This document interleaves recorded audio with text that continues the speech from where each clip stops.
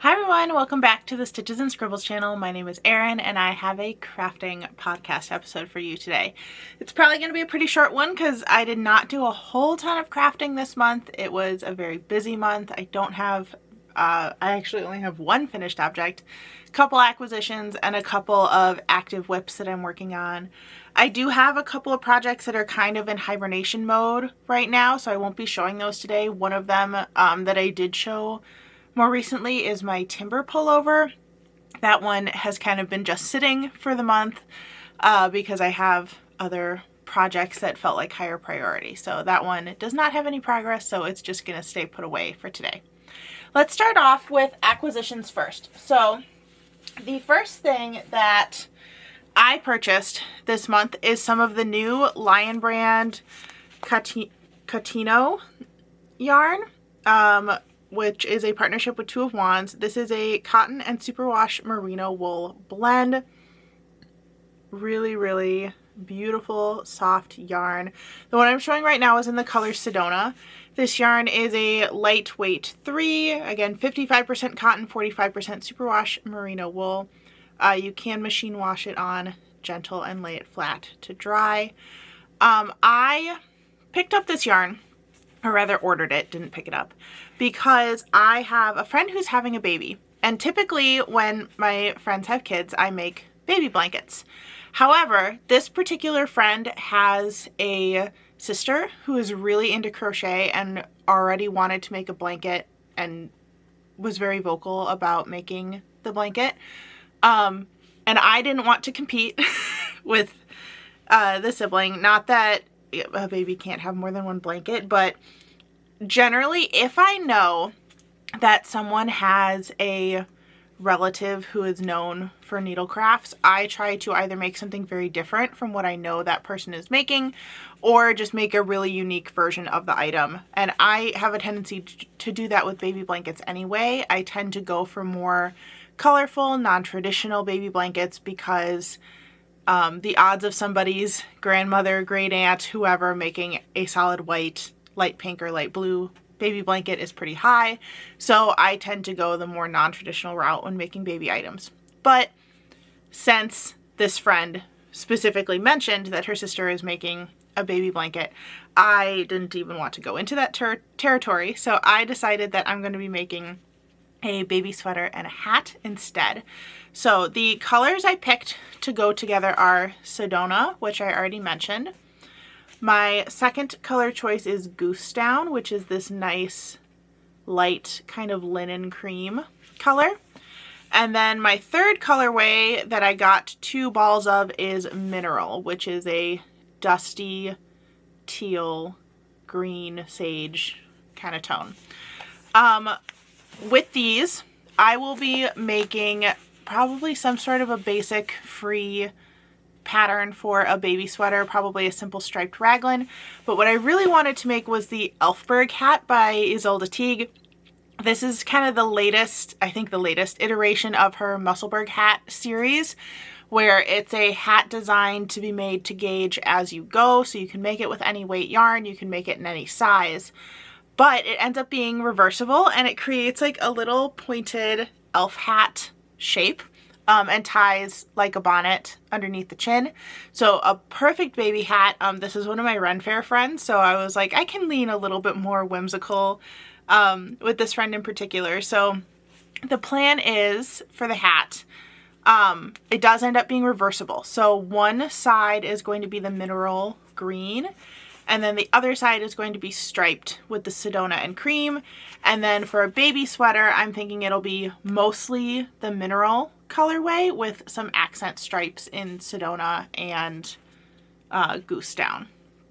So that's that acquisition. I'm really excited for this project. I'll probably get it started here pretty soon, since those are small items that I can kind of make a mobile project out of.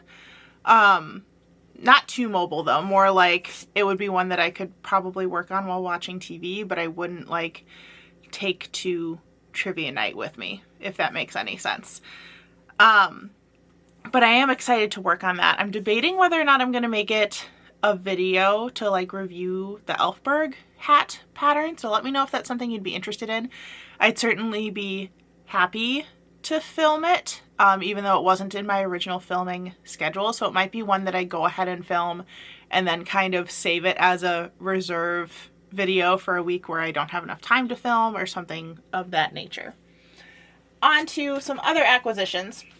For my birthday, my husband bought me the Doodle Knit Directory by Jamie Lomax. This is the designer behind all of the doodle cowls that have gotten pretty famous online. But the whole thing with her patterns is that you can transplant a doodle design onto any of her base pattern sets.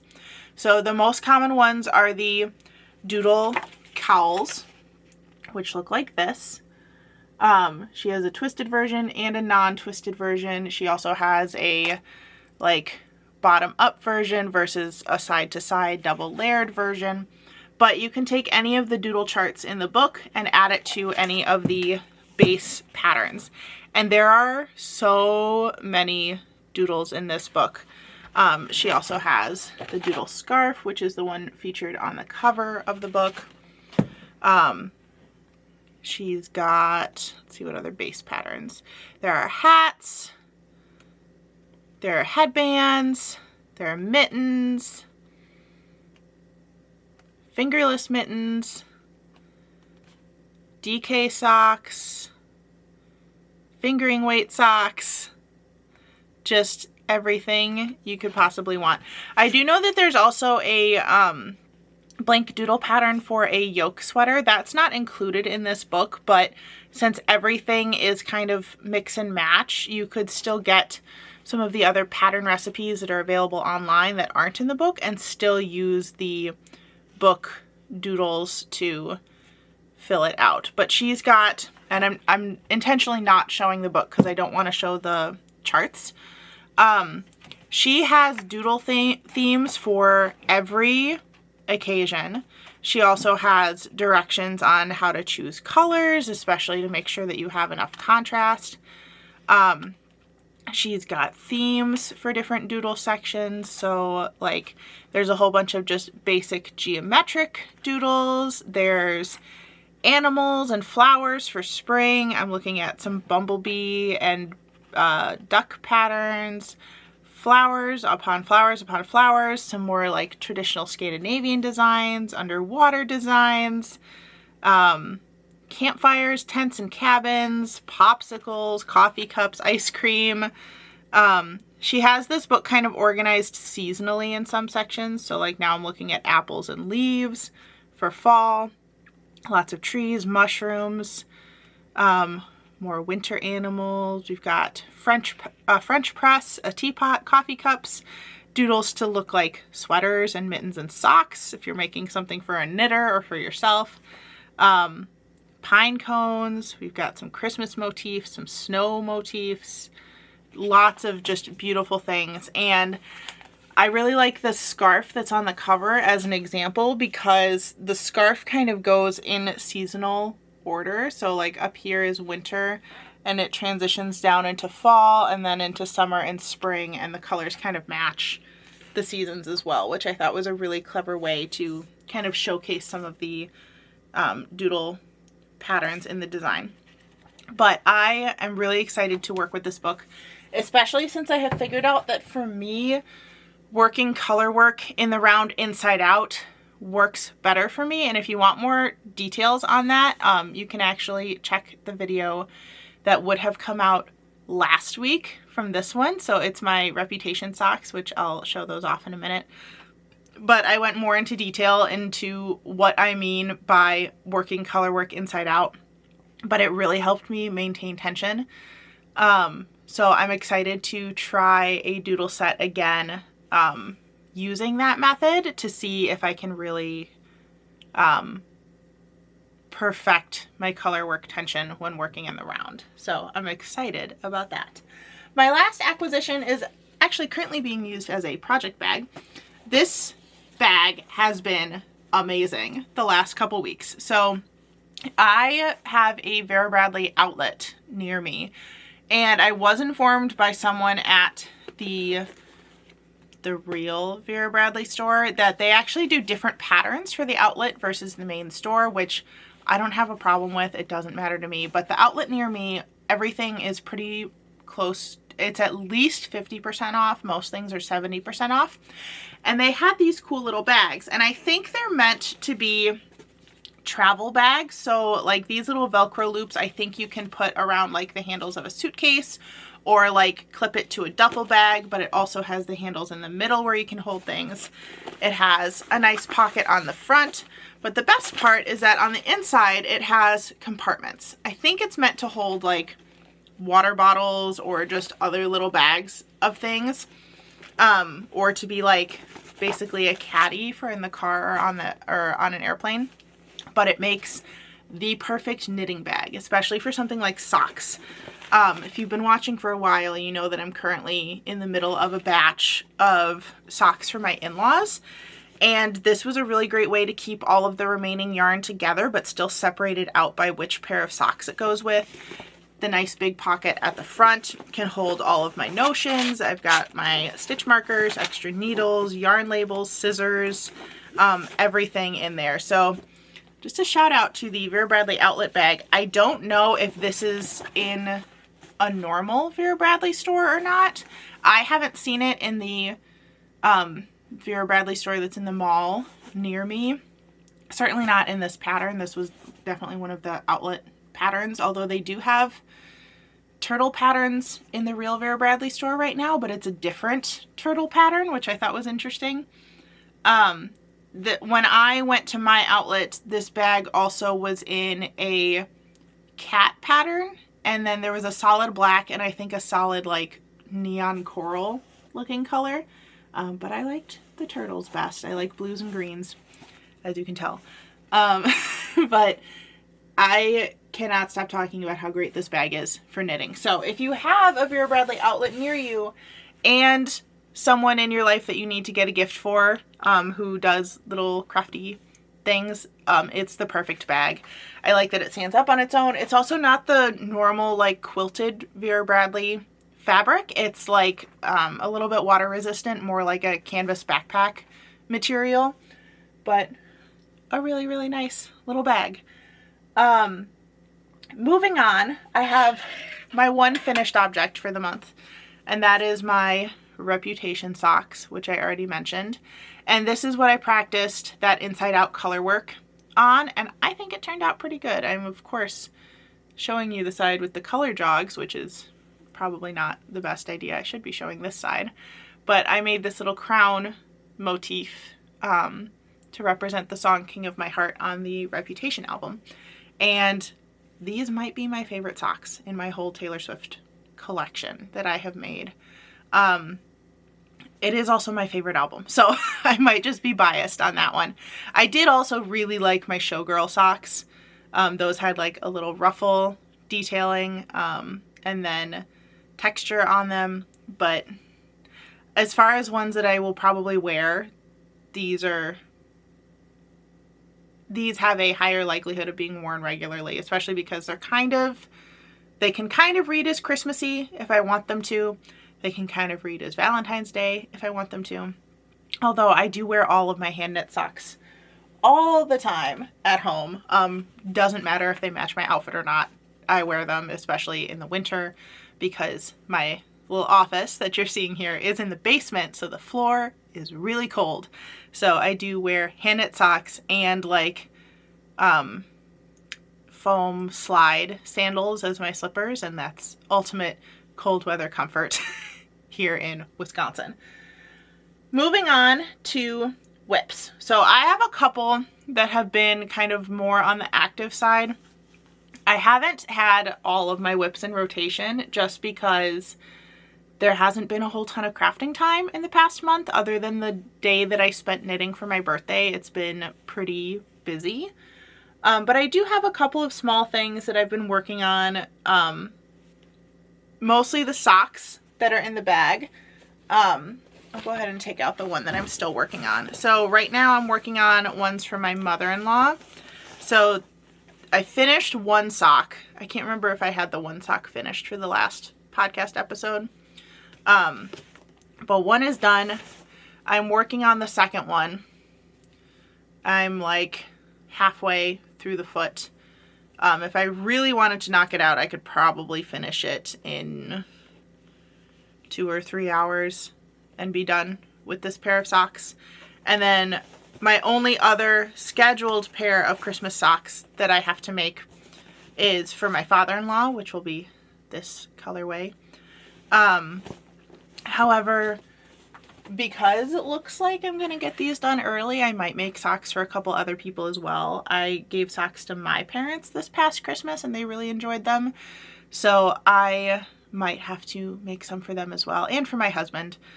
He currently has 2 pairs of hand knit socks and really likes them. And I need to make him more because it's fun when we're both wearing hand knit socks. I don't know why that's so fun to me, but it's very cute.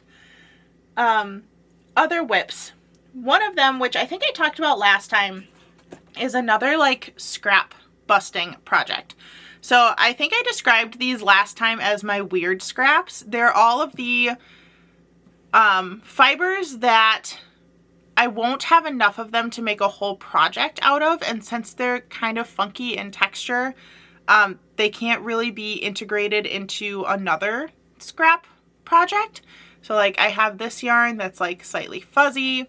I have this one that was kind of like a marled texture. And then these were like a cotton bamboo blend. So I'm going to be making some crocheted storage baskets with these. And I'm really surprised at how cool the colors look because this is a really random color palette. There's 2 multicolored yarns in there and then 3 or 4 of the cotton strands. So I was holding 6 strands together. I only stopped because I was almost out of my pink, so I want to join another color on before I continue. But the plan for this is to make the bottom of the storage bag as a rectangle and then kind of work in the round around the rectangle to build up the sides of the basket. I also have some wooden handles that I might integrate. They're just like round circle wooden handles. But I want to make these specifically to store yarn inside of my cabinets and hopefully make little bags that or baskets that I can store yarn in, and then when I'm ready to work on the project for that yarn, it can become the project bag, at least for something that I'd only be working on at home. But this is what it looks like so far. I really like it. It's working up really fast. I actually just did this in the last like 15 maybe closer to 10 minutes before starting the podcast, because it's a huge hook and ends up being chunky yarn with holding 6 strands together. Something not made with chunky yarn, going to the polar opposite. I am working on a little sleeveless summer cardigan.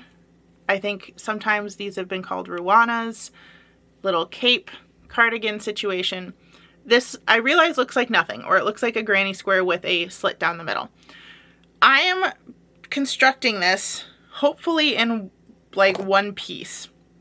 So the idea is that this granny square with the slit in it kind of becomes the 2 front panels and the back panel of the cardigan. And I realize that showing this with black yarn is not going to be great. But the idea is to keep increasing on the square until when it's folded over, it reaches a little bit past my shoulder so that it kind of has the like drop sleeve, cap sleeve effect, and big enough this way to be an armhole, and then continue working just on the bottom. And I'm doing this with a gradient yarn, so that should leave like the gradient intact with the direction that I'm working in. So far I really like this project. It's a good mindless TV project because it's just granny stitch. I am, if this works, I am planning on doing this as a tutorial eventually, so fear not, I will try to post that. I've kind of been looking for something in the same vein as a hexagon cardigan that I can make tutorials out of again. I have some tutorials planned for just plain like granny square motifs, But I think this is going to be kind of the next crochet series of stuff that I do, because it's a really easy setup, and if it works well, it's great for those super popular gradient yarns, of which I still have a couple up here. So it'll help me use up my stash as well, which will be nice. My final whip to show you is my birthday cast on, which if you're watching my videos in order, you would have already seen this video. But every year on my birthday, I try to do a new project cast on, just because it's fun to kind of start something on my birthday. This is the Ranunculus sweater by Midori something. I don't remember, but if you've been on the internet in the knitting space for any amount of time, you know what this is. Very simple yoke constructed sweater. I did mine with a set of minis and then some solid yarn. And my goal originally was to just use up the yarn that I had and make a short sleeve if that's all I had yarn for, or a long sleeve. I'm gonna have so much yarn left over from this. The mini sets alone kind of made half of the body. And I did save some of the pink tones for the sleeves as well, so the gradient will continue on the sleeves. And I thought that since I had 3 skeins of the light pink for the bottom, that I could use one for the body and one for the sleeves and maybe have one left over. But I have done this much on the body, and I feel like I've barely made a dent in the first skein of that pink yarn. So I might end up with like 1.5 skeins left over, possibly even 2 skeins, we'll see. I also probably only need another couple of inches on the body for it to be like a normal sweater length. I do think I want it to be a tunic. I'm also adding increases. It looks a little funny because I have pretty long cabled needles on this, but I am adding increases because I like an A-line shape, especially for things that are tunic length, because my hips are wider than my shoulders, so I just kind of like that drape look. But I'm really excited about how this looks. I'm even more excited now that I'm looking at it in the viewfinder of my camera, because it looks really good that way. This is a fingering weight version of the sweater, which means it is fairly see-through. But the other cool thing about this sweater pattern is that you can kind of do it in whatever weight yarn you want. They showed samples in DK weight. I have seen pictures of people doing it in a chunky weight yarn and maybe just going down a size in how you knit it. But because it's designed to be an oversized, loose-fitting sweater, it's kind of whatever you want to do with it, it's probably going to work. So I really like it. I do think that the yarn I picked was probably not the best choice to show the more intricate stitches in the yoke, but that's fine. I do want to make this again in a DK weight, maybe even a couple of them. I have a couple skeins of Noro yarn that I've been saving for something cool, and I think that a short sleeved version, because that I only have 2 skeins of, so it would definitely have to be short sleeved. But a short sleeved ranunculus in my Noro yarn I think would be really pretty. I also think that one of my yarn cakes up there could also be a really pretty ranunculus sweater, but we'll have to see. I probably don't need to have 5 ranunculus sweaters, but a couple maybe. And I think on that note, that's it for this podcast episode. It ended up longer than I thought it was going to be. Thank you so much for watching. If you enjoyed what you saw today, make sure you hit the subscribe button down below so you can see all of my content here on YouTube.